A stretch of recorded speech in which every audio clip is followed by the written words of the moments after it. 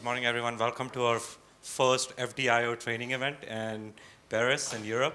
Glad that you guys could make it. Very glad that some of you traveled very far to actually come to this event.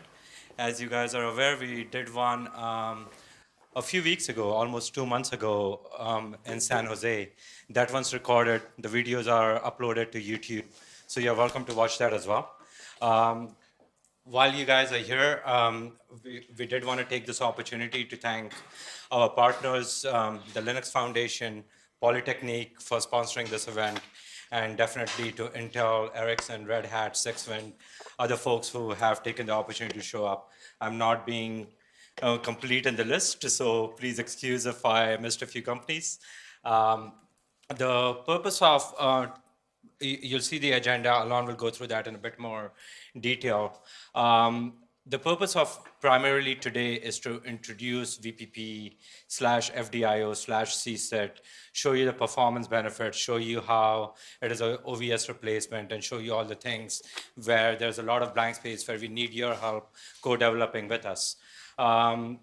So we'll introduce you to VPP tomorrow, the day after, and as we continue, it will get progressively more intense. So there have been instructions on how to set up your laptops. If folks have not done it, there's a few people you guys can reach out to us during break. We will help you through that as well. And with that, I'll introduce my partner in crime, Alon Fiocco. Very happy to be here. There's been a long time since I haven't presented in a university amphitheater, so it's kind of an interesting feeling. I just want to recognize one thing. We've signed a few weeks ago. We signed partnerships with Telecom, Paris Tech. That's the main reason why we're here. Cisco in Paris have been investing quite a bit in research and innovation. We have a research and innovation lab, which I have the honor to lead. And you will see some of the people in this presentation over the course of the next few days are coming from that lab and will be presenting on FD.io and VPP. They are actually putting some interesting contribution into this. We actually have this chair with Telecom with a particular focus on virtualizing networks and data centers. So it's very appropriate that we have this event here at Telecom. And I've seen a few of the professors and PhD and postdocs, and eventually some students as well, attending those workshops. So with no further ado, let me jump right into the presentation. I took that slide from my boss.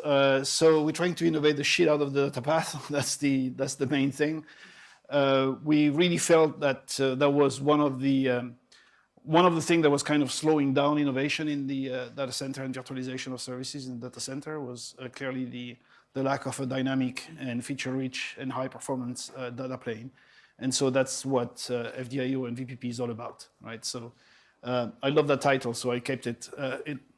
Although I don't want to have the responsibility for it, this is actually coming from Dave Ward, my boss. So myself, Alain Fiocco, I'm actually the Director of Engineering at Cisco. I'm working in the CTO office for Dave Ward, and I'm leading the Paris Innovation Research Lab that we have in Paris. I think it's worth mentioning that the industry is moving into this virtual environment, is moving into SDN, is moving into NFV. No issue there, and this is something that we all embrace now. However, one thing that was pretty clear is that unlike the inordinate attention, obviously somebody, and I have no idea who, decided it was more important to develop controllers than it was to develop a fast data plane, which was probably not completely appropriate. So it was necessary, but it's clearly insufficient. So we need to have a high performance, a highly programmable data plane and data path so that we can really realize those innovations at scale, at speed, with the right level of performance and flexibility, okay? And that's what FD.io is all about. We think we recognize the limitations of the existing data plane solutions, and there are plethoras. I mean, there are a few existing already, but they are usually quite complex architecture, which basically in itself kind of slow down the rate of innovation and the rate of new things, steep learning curve, and so on and so forth, and quite hard to operate and maintain over time. To the point that more people are actually developing their own solutions I had a conversation just a while ago with one of the customers that is actually developing is on data plane. So basically what we're trying to do here is really bring to the market and to the customers a software data plane that scales, that has the right level of flexibility and programmability, as well as the governance around it, so that we enable innovation to really happen. So for us, it's important that this data plane has multiple deployment models, bare metal, obviously, but also VMs and also containers, and any or either or, and any combination of those in the most flexible possible way.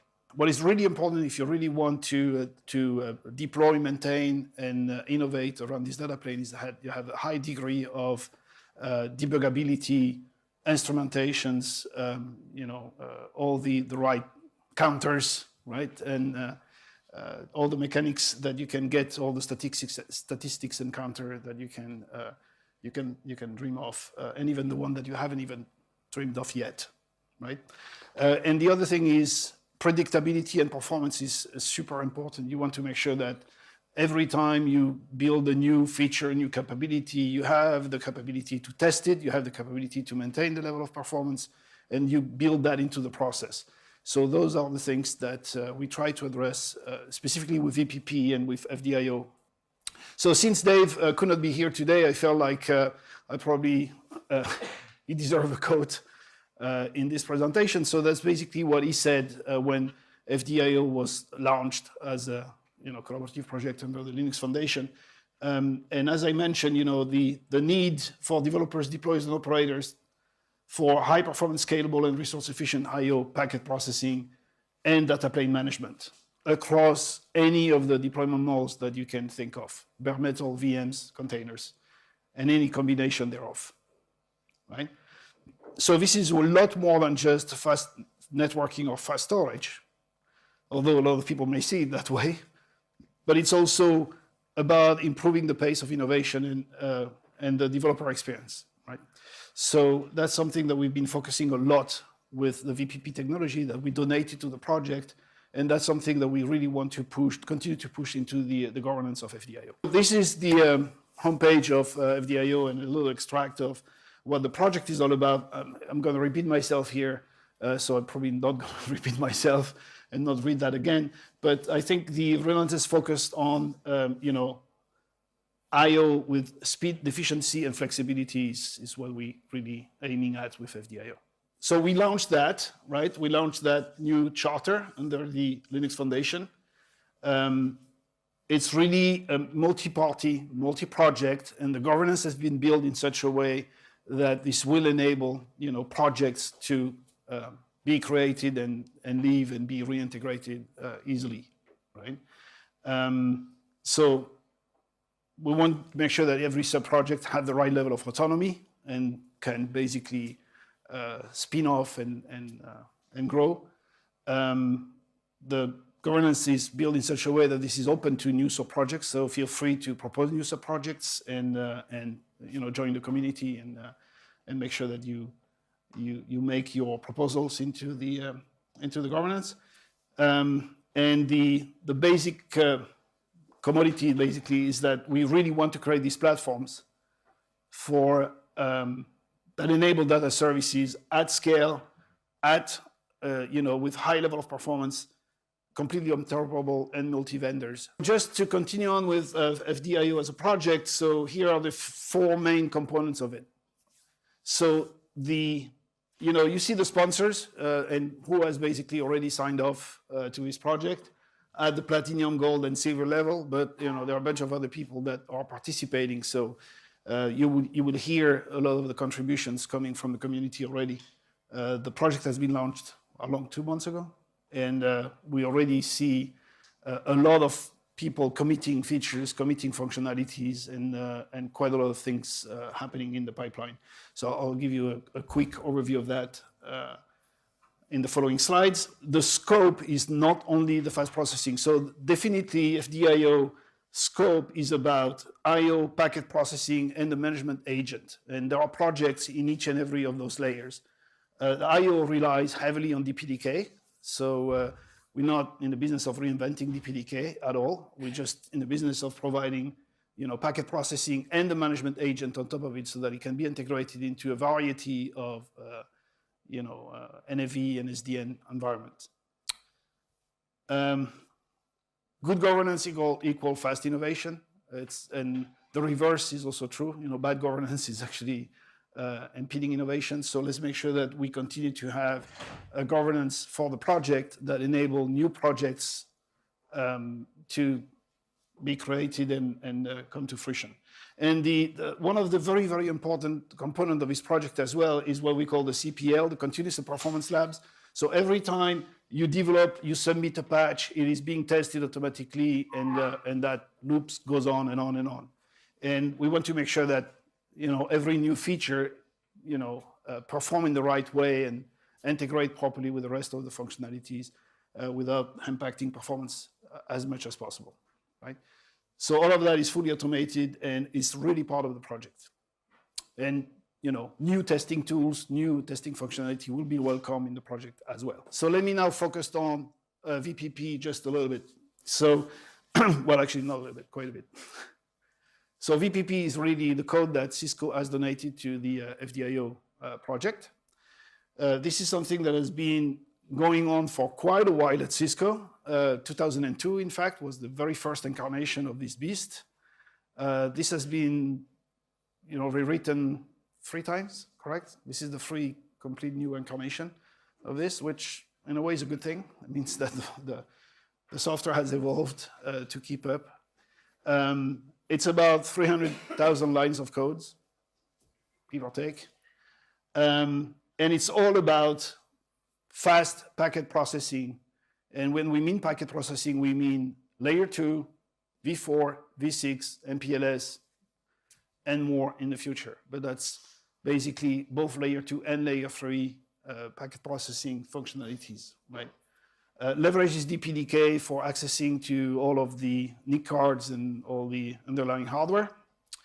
The concept is that, and folks that know a lot more than me will go into the details, but essentially you create a vector of packet, which is basically a stream of packets on the input buffer, and you apply a graph to that stream of packets, and that graph is basically what you do with the packets. And that graph is reprogrammable fairly flexibly.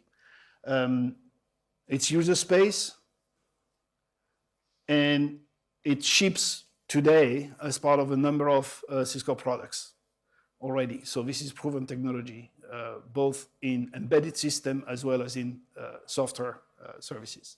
So if you're looking at the overall stack, that's roughly where it sits. Alongside DPDK for the I/O piece, VPP handle the packet processing, and we have a few, ways of programming VPP so that it can be integrated in OpenStack, can be integrated in containers, it can be integrated into a bunch of other, OpenDaylight and things like that. Okay, so we'll go into some of these details as well. So during the course of those 3-4 days, we'll go into the details on how packet processing works in VPP, as well as how you can program new services, as well as how do you interact with the layers on top of the packet processing. So OpenStack, OpenDaylight, and others. That's the elephant in the room. Is it a replacement for OpenVSwitch? It could be, but not only, right? So VPP is actually, as I mentioned, is not only a layer 2 functionality, but it provides native V4, V6, and MPLS capabilities, and segment routing as well. If you do if you do MPLS segment routing, that's obvious because this is the same data plane as MPLS. But if you do IPv6 segment routing, this is also something that is supported inside of VPP. But it can also enable, a bunch of functionality, virtual switch for sure, but also virtual routers, virtual firewalls, virtual pretty much anything you want that needs to rely on either layer 2 or layer 3 switching capabilities, right? So many of the OVS features are existing today in VPP. There might be a few, northbound APIs missing, but that's work in progress. And so we are quite confident that we can indeed, if needed, replace OpenVSwitch, but we can also do a bunch of other things that OpenVSwitch have never been designed to do. I just mentioned a few subprojects, but in fact there are plethora of subprojects inside of Cisco and outside of Cisco that will enable other functionalities, other use cases on top of VPP. So here is, I couldn't resist to kind of give you a brain dump of the feature set of what is supported today for layer 2. So a plain switch, as well as V4, V6, or address family independent, as well as MPLS, right? So this is what is in the code today and will be released officially with the first release that is scheduled for June. There will be more releases following up that initial release, and there are already a number of demos that are being scheduled for June, July timeframe for additional features and use cases. So we'll come to that in a second, but just as a it's not it may not be exhaustive, it may not be detailed enough. We'll go into much more details today, tomorrow, and the following days. But that's essentially just at a high level, what VPP does today, right? Yeah, needless to mention that we also handle all the mechanics that need to be handled when you get an IP packet into the machinery, right? Other possible subprojects, there are a few that are already going and a few that are on the backlog. So if you identify some that you are particularly interested in or particularly you can contribute to, please feel free to raise your hand and make sure that you let the team know, and we'll be more than welcoming in kicking off those projects. This is a VPP graph, right? And so the idea is that if you want to develop a sub-project, you basically develop a plugin. And the plugin is going to insert itself into the existing graph or create a new one or rearrange the way functions are being performed in the graph without having to reprogram everything, right? And that's basically how VPP, we claim the flexibility and the programmability, right? So it's all in user space. New pieces of the graph can be added at runtime. You don't have to reboot anything. You can basically build it completely independently. You can even add new hardware support by just adding a new pieces of the graph, right? So if you have a new piece of hardware that you want to support, for example, you can also add that without changing the rest of the graph. So that's what I mean here. You can create a new node of that graph that will handle specific hardware, for example. And we've been doing that, by the way, and there are a few sub-projects that exist today to do that. You can also add, you can develop a new feature. So as an example, Ule, who is sitting somewhere, will be explaining what he did on IPv4 to v6 translation mechanisms and transport mechanisms. He did that by, in fact, he did nothing. I mean, he did just, just kidding. He basically developed a new graph, and instead of having v4, v6, actually the new piece of code basically takes v4 packets, transform that into v6, and vice versa. And without having to change everything else, just by doing that, it was able to support the NAT functionality, stateless. That's about the architecture and the feature set.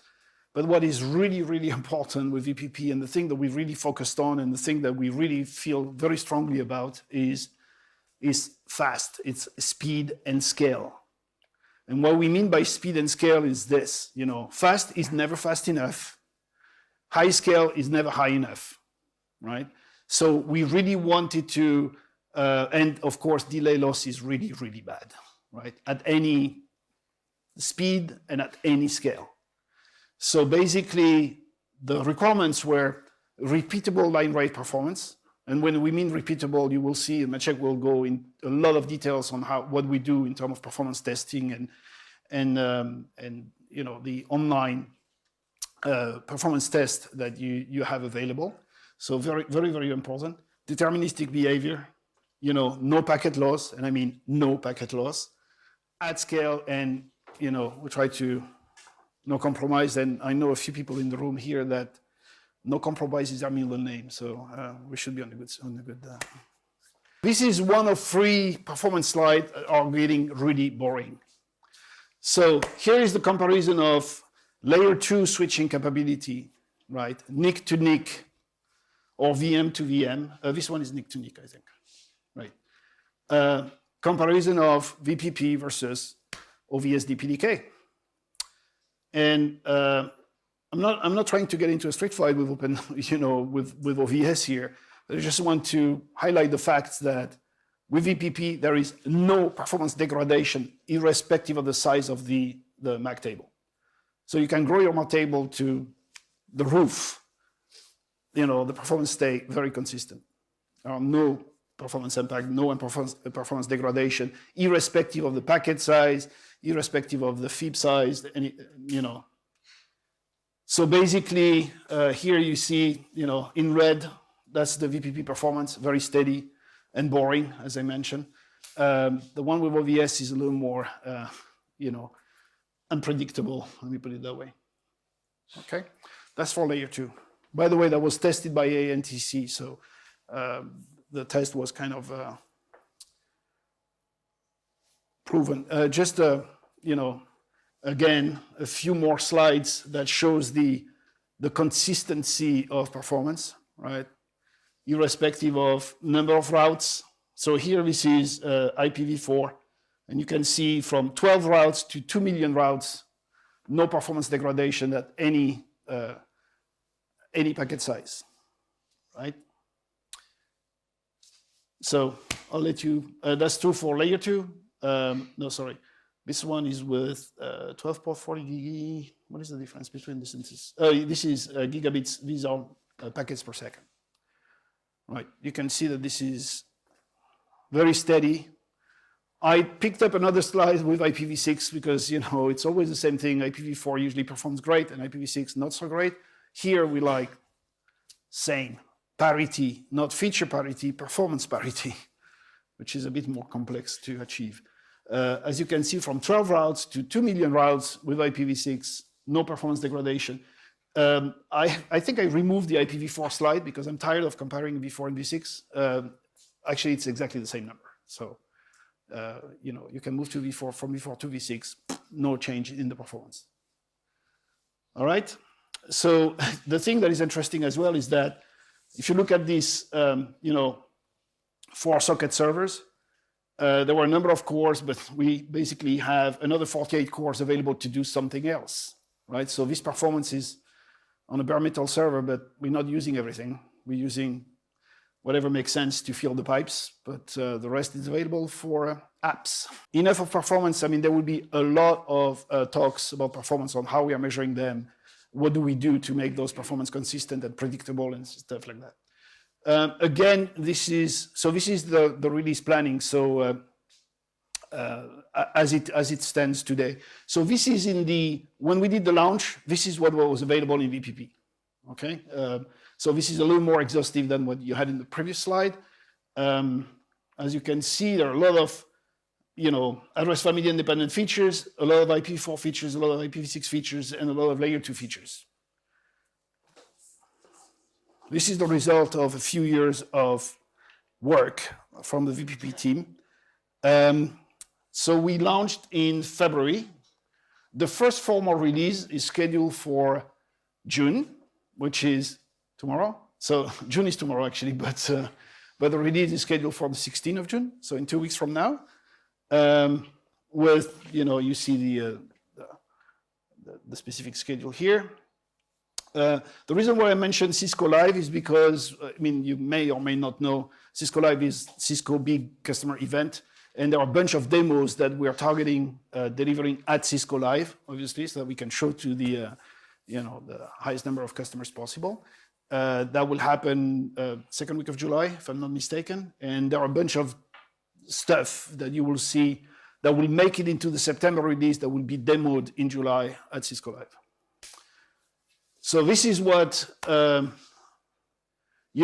be added to the release that will ship in 2 weeks, right? So You can see there are a bunch of other things. I mean, it may not be very clear, by the way, but you will have access to the slide, obviously.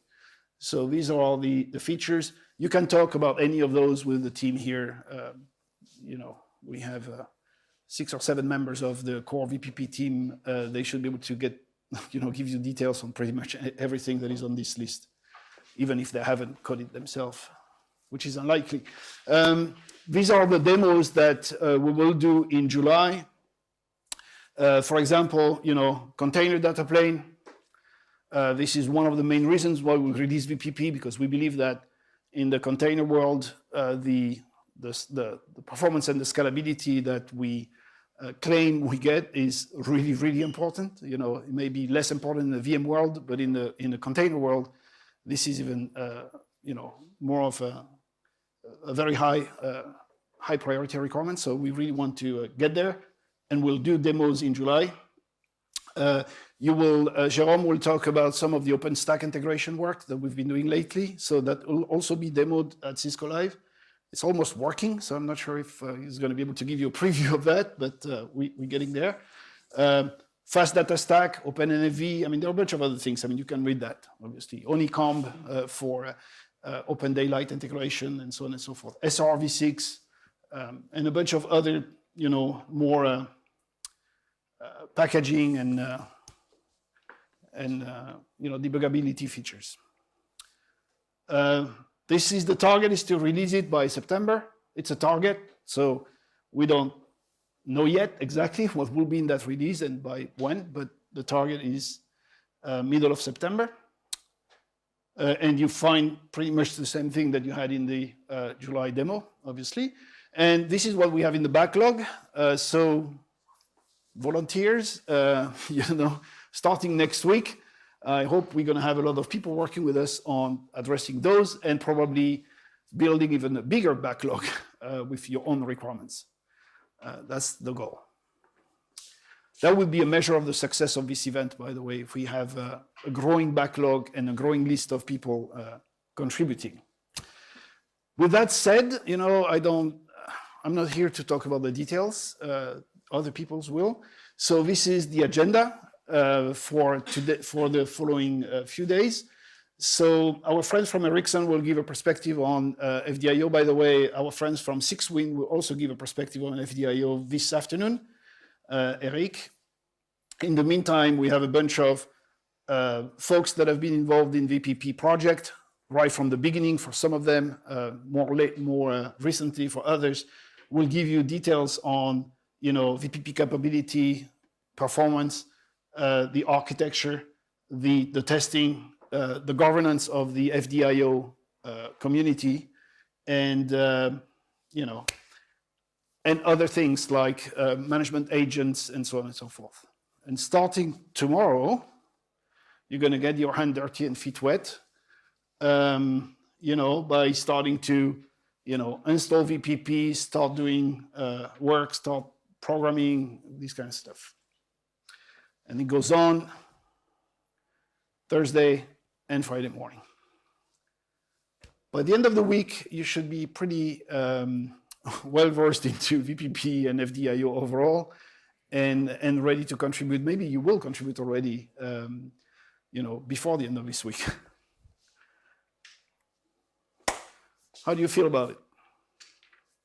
Looks good so far? Promising?